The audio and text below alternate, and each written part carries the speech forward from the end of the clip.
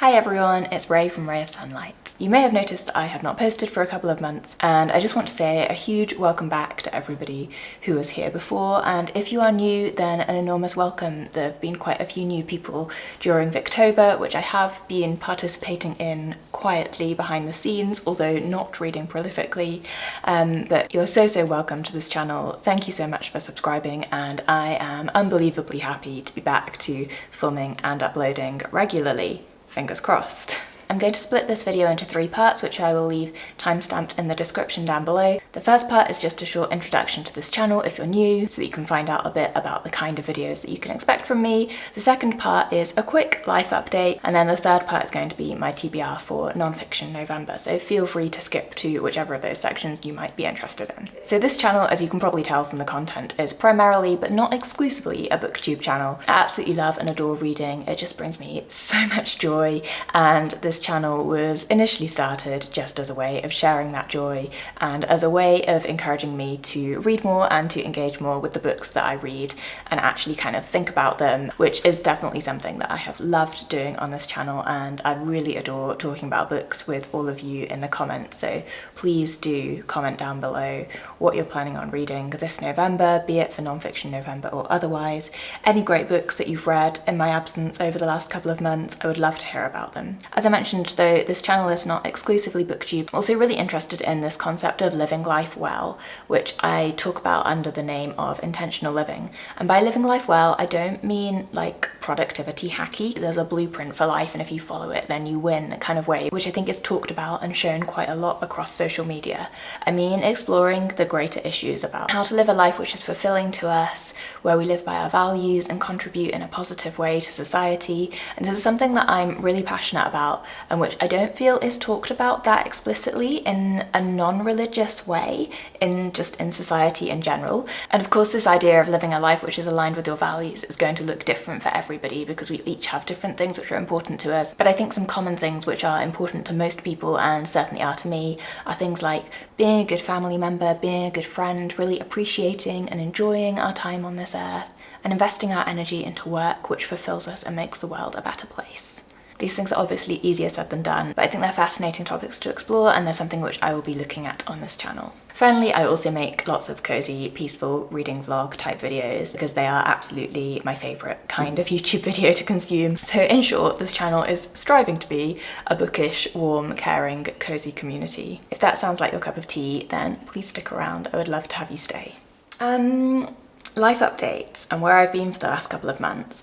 I took a totally accidental YouTube break. I really did not mean to stop making videos, it just kind of happened. So I'm from the UK, but I live overseas in Africa, and I went back to the UK initially because somebody in my family wasn't very well and I really wanted to be able to spend some time with them. This was quite a big and hard decision, which I haven't talked about very openly on here before. COVID makes people's lives complicated, obviously, and in my case I had a job which I was going to extend for another year to do because I liked the job. But because of the way the holidays worked with that job, and at the time because of the UK having DR Congo, which is where I live, on the red list, it would have meant a whole year in which I couldn't go home, and that just felt like too long a period of time when things were kind of feeling like they could potentially be a bit uncertain with the future. So I ended up deciding to finish that job. That finished in July, which was around the time that I stopped posting, and I went back to the UK to spend a couple of months seeing friends I hadn't seen for a long time, and obviously spending time with family. That was really lovely, and it seems like everything's going to be okay, which is great. But that did leave me with a couple of months of being unemployed, which was, you know, not ideal. So from that perspective, it was a bit stressful. I was looking for new jobs, and fortunately, I'm really happy to announce that I have now got a new job, which is fully remote work, which I'm so happy about. It just works so much better with my lifestyle than primary teaching, which I was doing before. And it's a job basically supporting parents and teachers in terms of how to use resources, and doing this through online videos. So I'm really excited because that's definitely something that I care deeply about. That is starting in December, so I have a nice little chunk of time now where I don't have to worry about not having a job. It's just been a mixed bag of a couple of months. In many ways, it's been obviously really lovely, and I felt really privileged to be able to spend time with friends and family in the UK. Overwhelmingly, it's been really lovely and really good, but I also think something which social media often hides. And I was reflecting on this actually, it's not even just our online presence on social media, but which we often hide from friends, from family, from colleagues, from like everybody that we talk about, is the fact that life is not always easy. Like looking for a job and not being sure how or when or where you're going to find your next job, and how that may or may not fit in with my fiance's job, is like not super easy. I've mentioned before on here that I suffer from chronic migraines, and I spent quite a lot of time feeling, you know, not super well. Like I could function, but I was in pain all the time, and that was annoying. I had such a nice time visiting people who I love, but I also had about 3 months of time where I was in other people's houses and wasn't in my own space and was completely out of routine. And to be perfectly honest, that is, I would say, like the biggest contributing factor to why I just haven't been successfully filming and editing and uploading YouTube videos, because I've just been so out of routine, and I've felt like I'm treading on other people's toes if I do any sort of filming. And I also have hardly read anything for the last few months. And so yeah, overall, that's why I've been missing. I really am delighted to be back. And yeah, I also just kind of want to say that if you're going through hard stuff behind the scenes right now, which you probably are, because I think most people are most of the time, that you are completely and utterly not alone. And just because other people aren't talking about it doesn't mean that it's not happening to them. And with this same thought in mind, you know, be gentle, be kind with other people, because you really don't know what's going on in other people's lives. And they probably won't tell you, which is completely and utterly their right. But I think so often in the world right now, everything is kind of given these rose-tinted glasses of happiness. And even when you watch YouTube videos in which people talk about how they've got problems in their life, of course that whole video is curated and made beautiful, and so it doesn't feel as tough as real life can sometimes feel. And also I just wanted to say that it's so normal to feel simultaneously stressed out and sad and also happy. That's kind of how my last 2 months have been. Like most of the time, if you'd asked me how I was feeling, I probably would have said pretty good, that I was having a good time, but that didn't mean that there weren't underlying difficult things going on in the background. Yeah, I hope this has been vaguely helpful for somebody, and I will now move on to the books. So November is the month of Nonfiction November, which is hosted by a book olive. I will leave her announcement video linked down below. I have never participated in Nonfiction November before, but I'm probably going to throw myself into Nonfiction November this year and just really see how many nonfiction books I can get through this month. I've tried to pick books which I actually own and have on my shelves, or books which I have in my Audible library that I haven't listened to yet, because there's a few of those. However, I'm also going to buy a few books on Kindle because I'm actually going away for the last 2 weeks of November on holiday, and I'm only going to have hand luggage with me, so I think I'm just going to take my Kindle and see if I can get through some books while I'm away, which I'm looking forward to. There are 4 prompts for Nonfiction November, which you can join in with if you want to. It's very much just about reading more nonfiction, and so you absolutely don't have to follow these prompts. However, I quite like the gamifying of reading. I kind of feel like if I'm going to do a readathon, I like to do it properly. And so I have used these prompts as ways loosely of gathering together some of the books that I would like to read off my long list of nonfiction books that I would like to read. The first of these prompts is collection, and for collection I have Reading the Seasons. It's written by 2 Australian bibliotherapists, I believe, Germaine Leece and Sonya Tsakalakis, and it's a collection of letters between them, which I think follows the path of their female friendship and also involves an awful lot of recommendations of books for each other at different seasons in their lives and for their clients at different seasons in their life. I absolutely love this idea of books being a form of therapy, being something that we go to when we're finding life difficult or facing a new chapter in life or experiencing joy or really anything. I think as readers we totally associate with this, right? That like reading accompanies us through every stage of our lives and therefore often reflects all of the emotions that we experience in our life and enhances them and gives us clarity on them. And I just think this book sounds super interesting, and I love books about books in general. The next prompt is industry, and the first book that I'm going to read here is one that I don't know how I found out about this book's existence, but I'm really looking forward to reading it. It's a book called Turning Point by Chloe Angyal, and it's an exploration, I think, of kind of the dark side of ballet and how ballet just has so many problems, like race problems, class problems, gender problems, how, you know, it's an art form which is mostly practiced by women and yet where most of the power is held by men, how it's so traditionally white and wealthy in terms of the people who are allowed to practice it and who have any sort of likelihood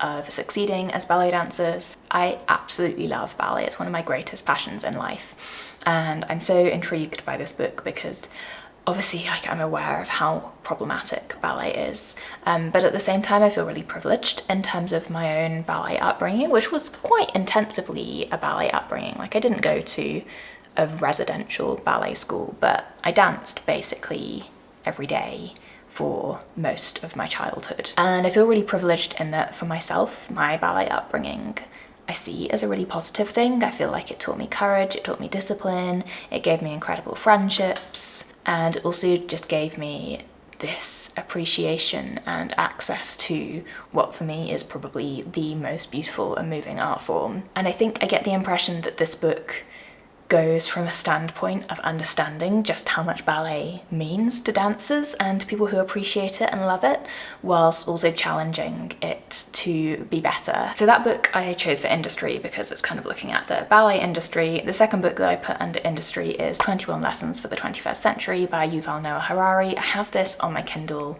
I think Tom bought it. I'm not sure whether I would have bought it myself, but I read and found Sapiens fascinating, like most people did. And I believe in 21 Lessons for the 21st Century that Harari is looking at an awful lot of 21st century industries, like the media, like technology, and examining some of the philosophical questions around these industries and how we move forward into the future with them in a way which is positive rather than damaging for humanity. So that does sound really interesting, and given that I already have it on my Kindle, I thought I might as well read it, probably will enjoy it. The next prompt is style. I don't really have any kind of fashion non-fiction books which are on my TBR, so I've gone with a couple of slightly different interpretations of style. The first book that I would like to read is Aspects of the Novel by E.M. Forster. I think I've already read this at university, but I can't remember anything about it except for flat and round characters, and I feel like I should therefore read it again, or maybe read it for the first time. Like, if you're not sure whether you read a book or not, you probably need to reread it, unless it's because the book was so rubbish that you've forgotten about it. But I think in this case it was probably just something that I read as critical reading in a rush at some point, and going back to it now I might appreciate it a lot more.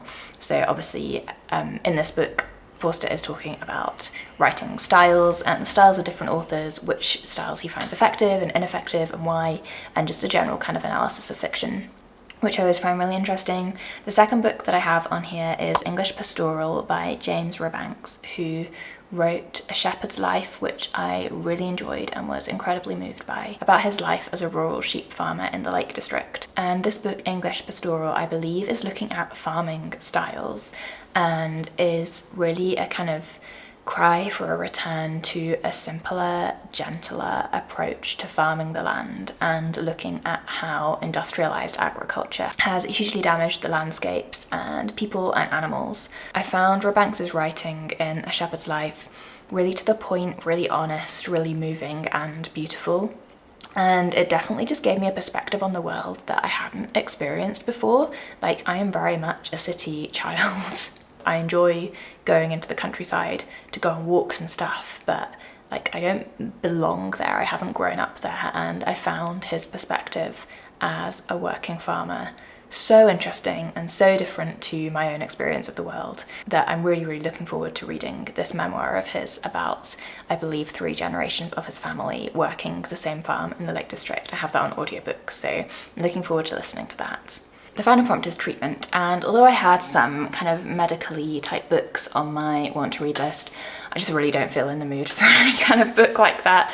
So I've gone for a couple of books with slightly different takes on treatment. The first of which is Radio Congo by Ben Rawlence. This I chose because of its different treatment of the DR Congo to basically all other books which explore this country. Generally, when people write about the DR Congo, they look at all of the difficulties that the country faces. They look at the absolute awful history of the colonisation by King Leopold from Belgium, of the suffering that that caused, and then later and more recently of the Civil War, which has caused the loss of countless lives and enormous amounts of suffering. I've read a few books on the subject, absolutely fascinating, and I think like so important for everybody to read about, whether or not you think you have an interest in the DR Congo.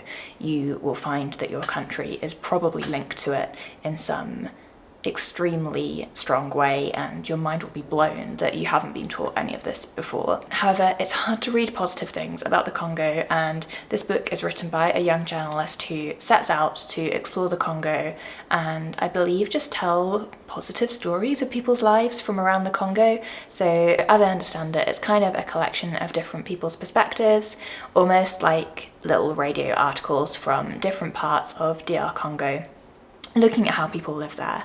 And I've heard a lot of praise about this anecdotally from other people who I know who live out here who've read this, and I'm really looking forward to reading it myself. Finally, the last book that I have on here is another audiobook that I've got in my library that I'm looking forward to reading. This is The Salt Path by Raynor Winn. It's a memoir, and as I understand it, I don't know loads about it and don't kind of want to find out too much. It's about an elderly couple. They find out that the husband has a terminal illness, and at the same time they end up being kicked out of their home because they can't afford to pay the mortgage, and so they choose to walk around the perimeter of the UK on the coastal paths. And in this way, I think the book is an exploration of the treatment of vulnerable people in the UK and the failure of our social systems to support them. But at the same time, I believe it is a lovely work of nature writing. I always really enjoy nature writing, so I'm looking forward to giving that one a listen. I think it'll be a really interesting read. Those are all of my possibilities for reading during Nonfiction November. I would love to hear if you're participating in Nonfiction November, what you're planning on reading this month, or more generally, anything that you've read and enjoyed over the last couple of months. I truly hope you're all doing really well. Thank you so much for watching, and I look forward to seeing you soon in another video. Bye bye.